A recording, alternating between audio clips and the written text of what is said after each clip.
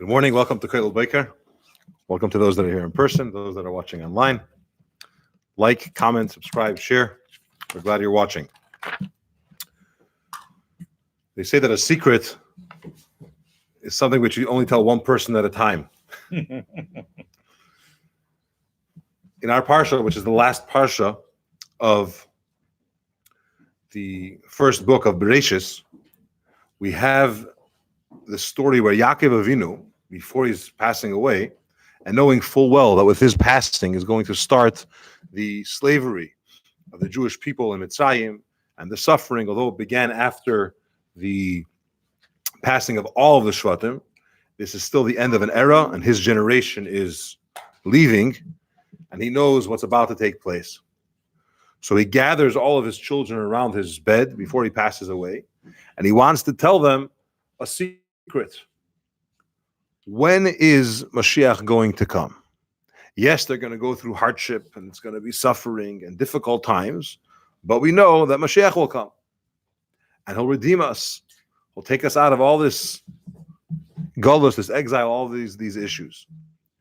So he wants to tell them, and we could look in the words of the pasuk, Yakov el banav, Yakov called his sons, Vayemer he asfu, gather, Vagida lachem, and I'm going to relate to you, this is this which will happen with you at the end of days. And he gathers them together. Now, an interesting thing happened. As he's about to tell them when Mashiach will come, he has a blank moment, and he can't remember. What is it? Commentaries tell us the Shekhinah departed from him, the divine presence left him, which was the source of his being able to know what's going to happen in the future and when it's going to be. And as much as he wanted to tell them, they were already gathered there, he wasn't able to share with them when Mashiach is going to come. And the Gemara in Pesachim, Daf Pei Vav Amud Aleph, 86:1, shares with us a little bit more about that meeting, that gathering of Yosef and of Yakov and his sons. And the Gemara relates that when Yakov realized that he just lost the Shekhinah and he's not able to share that secret of when Mashiach is going to come, he thought maybe among his sons, possibly someone there is not exactly following the right way, the way a Jew should follow. Namely, maybe there's some idol worshippers among them. Who knows? And when they realized that that's their father's concern, in unison, they all called out, Shema Yisrael, Hashem Elokeinu, Hashem Echad.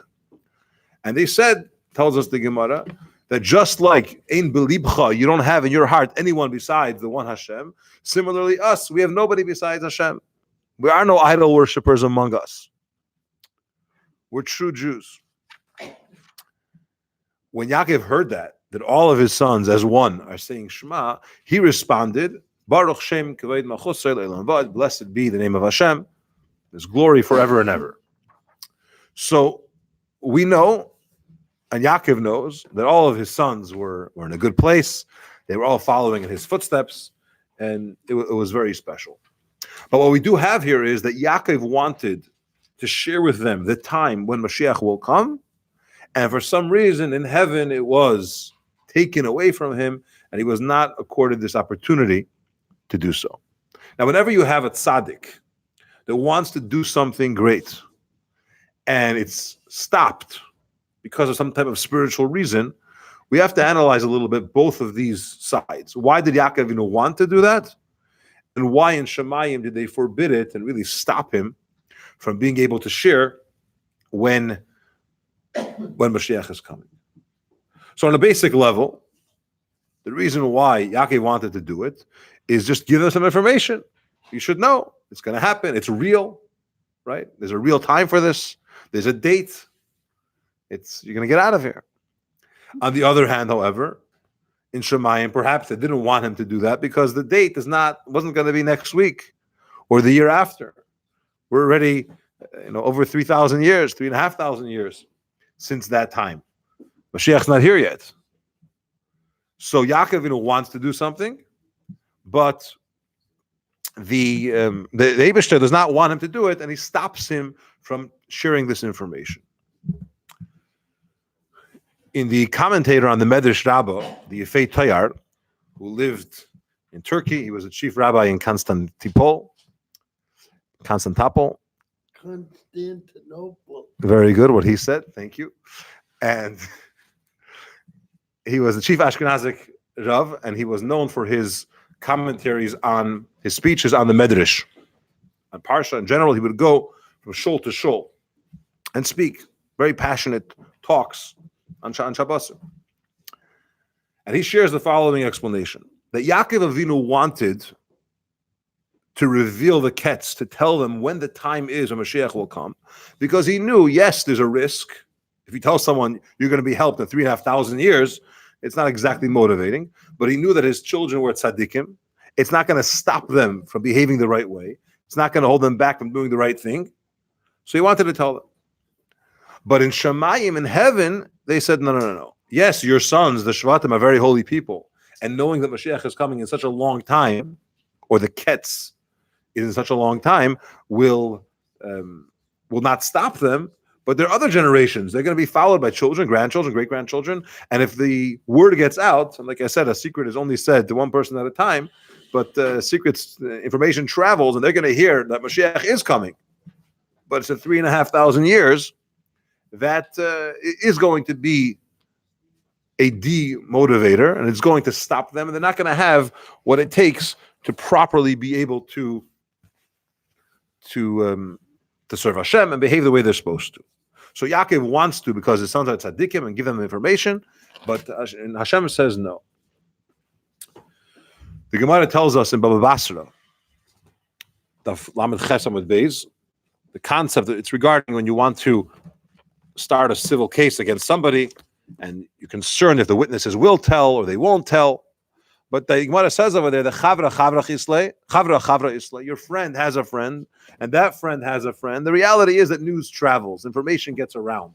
If you're going to tell the Shvatim, you're going to tell the tribes, the sons of Yakov, when Mashiach is coming, and you think that it's going to remain a secret, somehow word will get around. So the Eibishter said, I'm not giving Yaakov Avinu this information, or rather I'm taking away that information, and as much as he wants to share the date, he can't do it. So he stopped from doing it, and that's what happened. But I want to share a little bit about this concept of kitzin, this concept of ketz. It's a term in Hebrew. When we're talking about Yaakov wants to tell his sons the time when Mashiach is coming, that's called a ketz. When's that time that it's going to happen?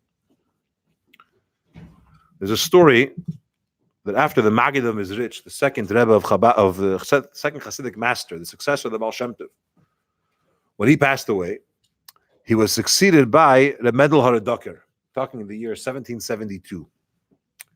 And he took his Talmidim, his disciples, and they traveled to Eretz Yisrael. He led a journey, and they moved to Eretz Yisrael.